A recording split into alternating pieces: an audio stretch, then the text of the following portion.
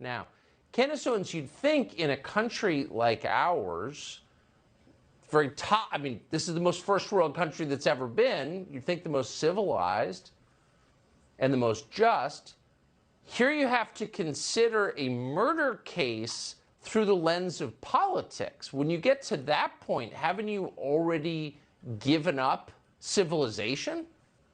Well, that's correct. And what we're really seeing is mob justice, and that's really what happened with this entire trial. This was not a trial about George Floyd or Derek Chauvin. This was a trial about whether the media was powerful enough to create a simulation and decide upon a narrative absent any facts, whether it was powerful enough to repeat showing and talking about a 9-minute clip that came from somebody's cell phone without adding any context, without showing the full, the full police video, which they could have released. They refused to release the full body cam, which would have added more clarity to the fact that the media was lying. The media came out, let's not forget this, Tucker. The media came out and told us that this was a man who was just getting his life together. He was a good, good member of society, and he got mixed up because a racist white police officer had it out for him and killed him. All of that fell apart. All of the facts came out, and all of that fell apart. We now know, of course, that he had enough fentanyl in him. It was 3 times the lethal dosage, 3 times lethal dosage in him when he died. But nobody cares because the media was successful in putting out a narrative, and they kept hitting that narrative. And the reason why the Democrats are happy is because they realized, of course, the media supports them. And now means the Democrats can get whatever they want because they can create a narrative, and then they can treat people like pawns and get them to basically say, if we don't get what we want, we will riot, we will loot, we will send these people out like soldiers to destroy your neighborhoods. And that is exactly what has happened. That has been the determination of this trial. The media and the Democrats now have enough power to bully and to lie to and to create propaganda and to successfully win. And that is what happened, and they are celebrating that win today. This was not a fair trial. Only one side. No person can say this was a fair trial. You just got to take 3 steps back and acknowledge that only one side behaves this way. I mean, a jury in 1995 concluded that O.J. Simpson, despite DNA evidence, hadn't murdered 2 people, and there were no riots. But more to the point, there are a lot of people sitting behind, Trump voters sitting behind bars right now, have been for months, charged effectively with trespassing. We're not speculating. We've seen the charges. No Republican in the Congress stands up for them. Nobody mentions that. Nobody, is for prison reform when it's their political enemies. That's not equal justice, but nobody says it. Why is that?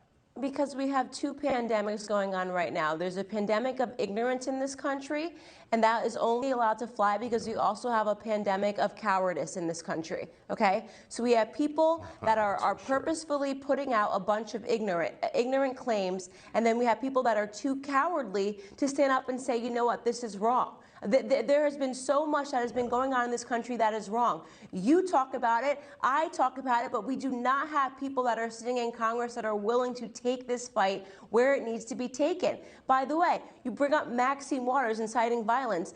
I'm so old, Tucker, that I remember when a man said, march peacefully and patriotically to the Capitol, and that was considered an incite to violence, right? That was like, oh my God, stop the press, get this person disappeared from social media because he is calling for violence.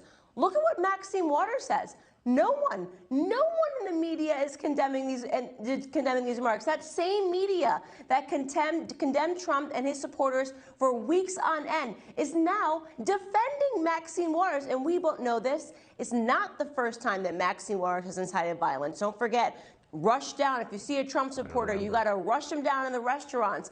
They're allowed to do this. They play by a different set of rules, but it's because we allow them to play with that different set of rules. They get away with virtually everything because we don't have strong people on our side that are willing to stand up, you know, and that it's a sad conclusion. It really is so frustrating. And the idea of martyring George Floyd, the way Nancy Pelosi spoke about him, it completely forgives all of the trauma that he brought against his victims while he was alive. You know, a man that served 7+ stints in prison while he was alive, armed robbery being 2 of the reasons why, and now we're going to martyr him and say that your name will forever be synonymous with justice.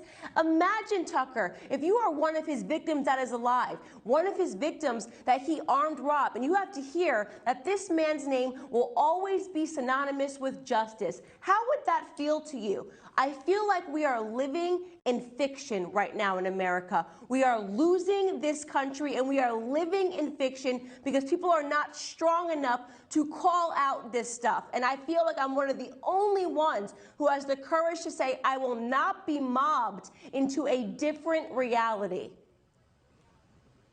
This is why they try and pull you off the internet, because you're not afraid. I just got to ask you, it's frustrating, of course, to watch what you and I have been talking about, where one side ferociously defends its power, the other side abandons its voters to jail.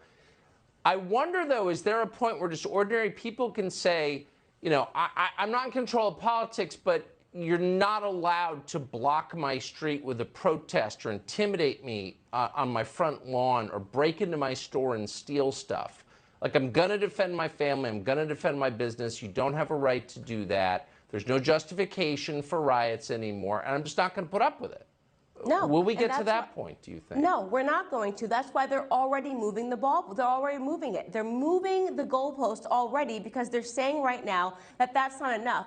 That wasn't justice, by the way, because what they're saying is what they want is a perpetual revolution. It's why they want people to be ignorant. It's why they want people in the education system to learn nothing but race and how to be angry. They want people acting like toddlers, because when people are ignorant, they act like toddlers. They whine, they complain, they cry because they are absent facts. They are absent knowledge. So we are actually seeing a systemic oppression that is taking place that is rotten. It is throughout the propaganda that's taking place in the mainstream media, and it is working with the education institutions, teaching critical race theory and all of this nonsense to make sure that we are mass producing failures that are angry and that are violent and that are willing to riot and loot on behalf of the Democrats, because that's all they want right now, are pawns in their nefarious scheme to take over this country. Could make people radical, unfortunately. That's a shame. Candace Owens, it is great to see you tonight. Thank you so much. Thank you.